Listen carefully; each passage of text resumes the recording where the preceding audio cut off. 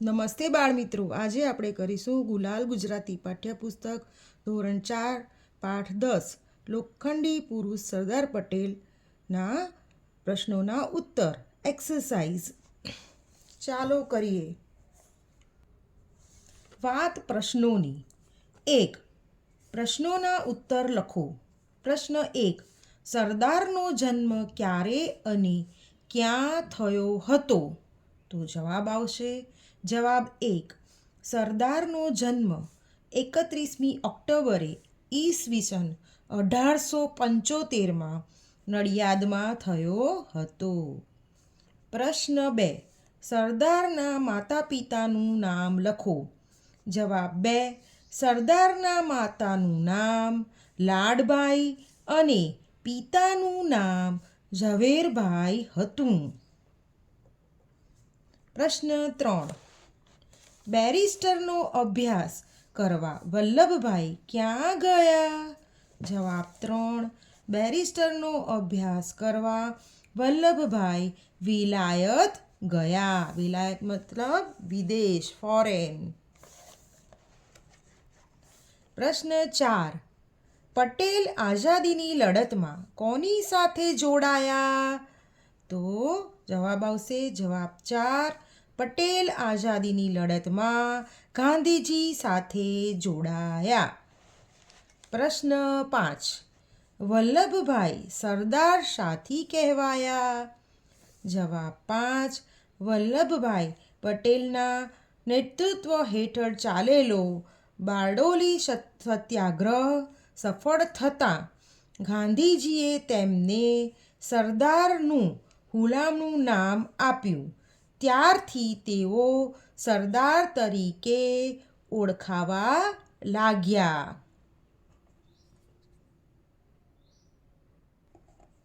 પ્રશ્ન 6. વલ્લભભાઈ લોખંડી પુરુષ શાથી કહેવાયા? જવાબ 6.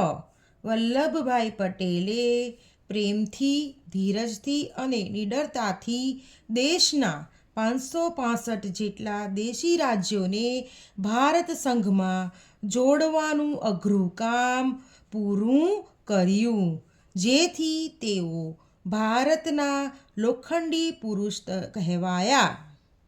પૂરું કર્યું. પ્રશ્ન 7. આ પાઠમાં વલ્લભભાઈમાં કયા કયા ગુણો જોવા મળે છે? જવાબ 7. આ પાઠમાં વલ્લભભાઈમાં પ્રેમ, ધીરજ, નિડરતા અને સહનશક્તિ જેવા ગુણો જોવા મળે છે. પ્રશ્ન 8. વલ્લભભાઈનું અવસાન ક્યારે થયું? જવાબ 8. વલ્લભભાઈનું અવસાન 15મી ડિસેમ્બર 1950ના રોજ થયું હતું. 2. ખાલી જગ્યા પૂરો. 1.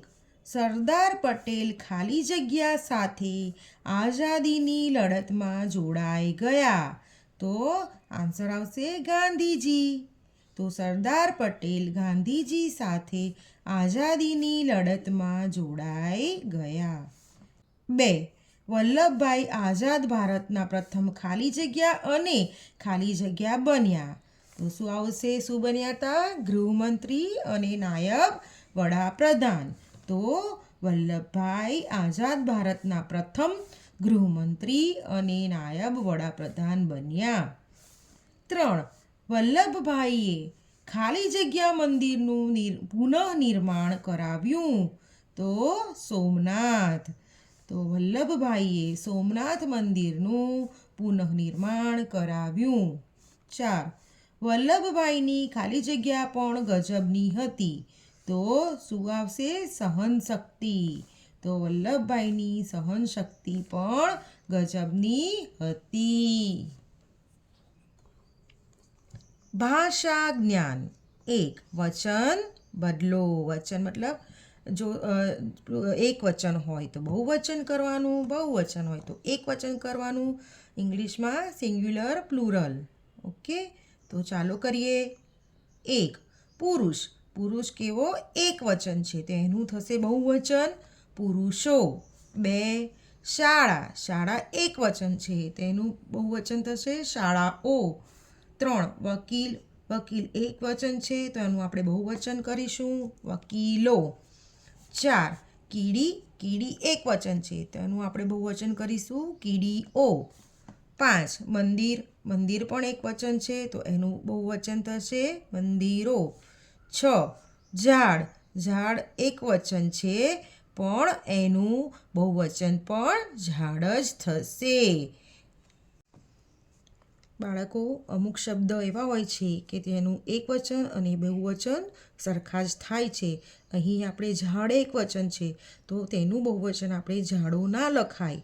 જેવું કે ઇંગ્લિશમાં બી તમે ભણ્યા છો, ફિશ છે તો ફિશ સિંગ્યુલર છે, તો એનું પ્લુરલ ફિશિસ નહીં થાય. તમે એવું ના લખી શકો કે ફિશિસ swim in the fish tank. તમારે એવું લખવું પડે 2 fish or 3 fish swim in the fish tank. Okay. Next, બે નીચેના શબ્દોનો સમાન અર્થ પાઠમાંથી શોધીને લખો. તો સમાન અર્થ મતલબ સમાનાર્થી શબ્દ અને સિનોનિમ્સ. 1 ઉદાહરણ, તો અહીં એક ઉદાહરણ એક્ઝામ્પલ આપેલું છે. નિર્ભય, નિર્ભયનું થશે નીડર, નીડર મતલબ બ્રેવ. તો આગળ કરીએ. 2 વકીલ, તો વકીલ મીન્સ લોયર, લોયરનું સમાનાર્થી શબ્દ આપેલો છે બેરિસ્ટર. 3 નેતાગીરી, નેતાગીરી મતલબ લીડરશિપ, તો તેનું થશે નેતૃત્વ. 4 સ્વતંત્ર, સ્વતંત્ર મતલબ ઇન્ડિપેન્ડન્ટ, તો તેનું કયો વર્ડ આપેલો છે, શબ્દ આપેલો છે આઝાદ. 5 જમીન પરનો કર, જમીન પરનો કર મતલબ ટેક્સ, ટેક્સનો શું થશે મહેસૂલ. 6 વિદેશ, વિદેશ મતલબ ફોરેન, તો તેનો સમાનાર્થી શબ્દ છે વિલાયત. 7 લોકોનો મત મતલબ વોટ, લોકોનો મત લોકમત. તો બાળકો, આ સમાનાર્થી શબ્દ આપણા મેં ચેપ્ટરમાંથી જ રીડ કરીને લખેલા છે. તો ચેપ્ટર વાંચવું, પાઠ રીડ કરવો બહુ જ જરૂરી છે. વાત શબ્દની માત્રાઓને યોગ્ય ક્રમ અનુસાર શબ્દો લખો. મતલબ અહીં તમે માત્રાઓ ભણી ગયા છો, આ માત્રાઓનો ક્રમ આપેલો છે અને નીચે શબ્દ આપેલા છે. તો આ શબ્દોને આ માત્રાના ઓર્ડરમાં, ક્રમમાં ગોઠવવાના છે. તો અહીં માત્રાઓ આપેલી છે. તો પહેલો છે ક્રોસ મતલબ અની માત્રા. તો અની માત્રાવાળો શબ્દ છે આ ચલણ, ચલણ પહેલો શબ્દ આવશે ચલણ.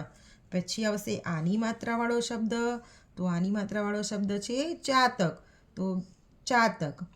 પછી રસવઈ, નાના ઈની માત્રા, નાના ઈની માત્રાવાળો શબ્દ છે ચિત્ર, તો અહીં આવશે ચિત્ર.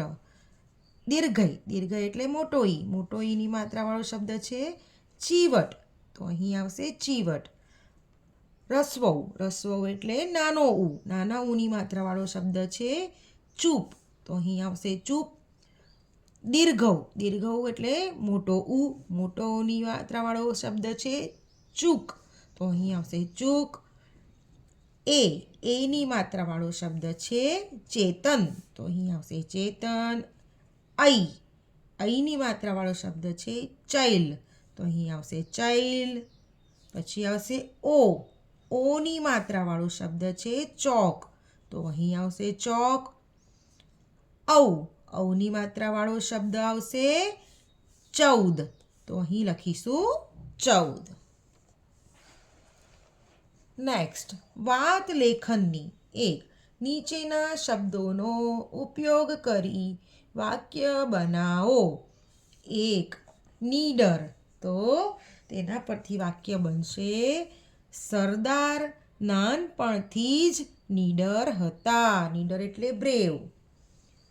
2 નેતૃત્વ, નેતૃત્વ એટલે લીડરશિપ, તો એનું વાક્ય બનશે સરદારના નેતૃત્વ હેઠળ બારડોલી સત્યાગ્રહ થયો.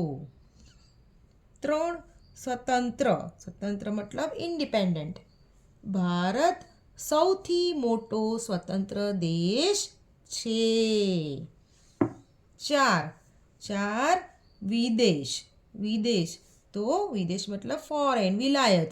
સરદાર બેરિસ્ટર થવા વિદેશ ગયા હતા. તો બાળકો, આ સાથે આપણે અહીં સુધીની એક્સરસાઇઝ પૂરી કરી. આના પછીનો પ્રશ્ન છે તમારા પ્રિય નેતા વિશે લખો અને ચિત્ર લગાવો. તો બાળકો, તમારે તમારા પ્રિય નેતા વિશે લખવાનું છે અને એનું ચિત્ર લગાવવાનું છે. જેમ કે મારા પ્રિય નેતા છે સરદાર વલ્લભભાઈ પટેલ, તમે લખી શકો છો. જવાહરલાલ નહેરુ, પછી લાલ બહાદુર શાસ્ત્રી, એવા ઘણા બધા નેતાઓ છે જેમના વિશે તમે લખી શકો છો. ઓકે, તો આશા છે કે તમને આ વિડીયો પસંદ આવ્યો હશે. અને જો પસંદ આવ્યો હોય તો લાઈક કરજો, શેર કરજો, સબસ્ક્રાઈબ કરજો અને મારી સાથે બોલીને અને લખીને રિવાઇઝ કરજો. ચેપ્ટર અચૂક વાંચજો. ओके बच्चों, तो ये एक्सरसाइज आप मेरे साथ बोल के लिख के करना और चैप्टर रीडिंग भी ज़रूर से करना. ओके, और ऐसे प्रिय नेता उसका ऐसे भी हम नेक्स्ट वीडियो में लिखेंगे. ओके, ठीक है. આપણે પ્રિય નેતાનો નિબંધ બી નેક્સ્ટ વિડીયોમાં લખીશું. તો ચાલો, આવજો, બાય.